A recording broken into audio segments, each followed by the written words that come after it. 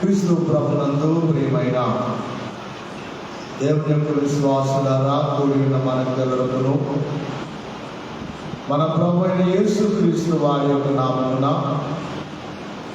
కృపా సమాధానములు, మహిమ దీవెనలు, ఆశీర్వాదములు మెండుగా దేవుడు మనకెల్లరకు అనుగ్రహించును గాక. ఆమేన్. ప్రతి నెల ప్రభు భోజన సంస్కార కార్యక్రమంలో మనము పాల్గొనచ్చు ఉన్నాము. కొన్ని సంఘములలో ప్రతి వారం కూడా ఈ ప్రభోజన సంస్కార కార్యక్రమం జరుగుతుంది.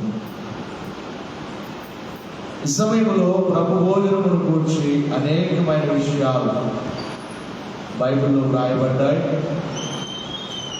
ఒక 3 విషయాలు ప్రధానముగా కొరింథీ సంఘములకు జ్ఞాపకము చేయించు ఈ విందును గురించి తెలియచేయించు ఉన్నాడు.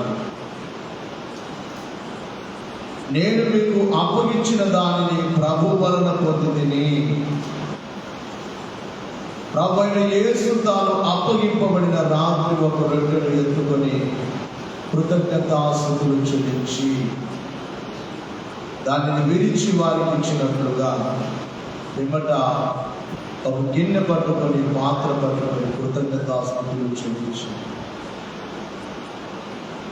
రొట్టెను ద్రాక్షరసమును వారికి ఇచ్చినట్లుగా ఇక్కడ తెలియచేయించున్నాను. కాబట్టి ఈ విందు ఎవరు ఏర్పాటు చేశారు అంటే ప్రభు అయిన యేసుక్రీస్తు వారు ఏర్పాటు చేసిన విందుగా మనకు బైబిల్లో కనబడుతుంది.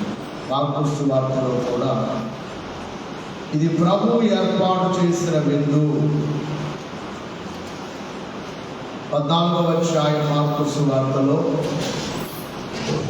22వ వచనంలో చూస్తే, వారు భోజనము చేయుచుండగా ఆయన ఒక రొట్టెను పట్టుకొని ఆశీర్వదించి విరిచి వారికిచ్చి, మీరు తీసుకొని ఇది నా శరీరం అని కిందట ఆయన గిన్నె పట్టుకొని నిబంధన విషయమై అనేకుల కొరకు చిందింపబడుచున్న నా రక్తము.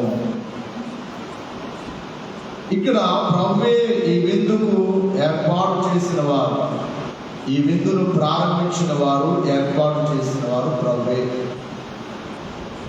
ఇంతకీ ఎందుకు ఈ విందు ఏర్పాటు చేశారు అంటే చాలా కారణాలు బైబిల్లో మనకు కనబడతాయి. కానీ ప్రధానముగా చూసినట్లయితే 3 విషయాలు. ఈ ప్రభోజన విందు మనం ఎందుకు పుచ్చుకోవాలి, ఎందుకు ఇందులో పాల్గొవాలంటే ప్రధానముగా 3 విషయాలు మనకు కనబడతాయి. మొట్టమొదటిది ఏమిటి అంటే, ఈ విందు పుచ్చుకోవడాన్ని బట్టి పాప క్షమాపణ కలుగుతుంది. ఆ మాటలు మనకు బైబిల్లో వ్రాయబడిన మాటలు మత్తయి సువార్త 26వ అధ్యాయంలో 26వ వచనం నుండి 29వ వచనం వరకు ఇక్కడ కనబడుతుంది. వారు భోజనము చేయించు ఉండగా యేసు ఒక రొట్టె పట్టుకొని దానిని ఆశీర్వదించి విరిచి తన శిష్యులకు ఇచ్చి, మీరు తీసుకొని తినుడి, ఇది నా శరీరం అని చెప్పాడు.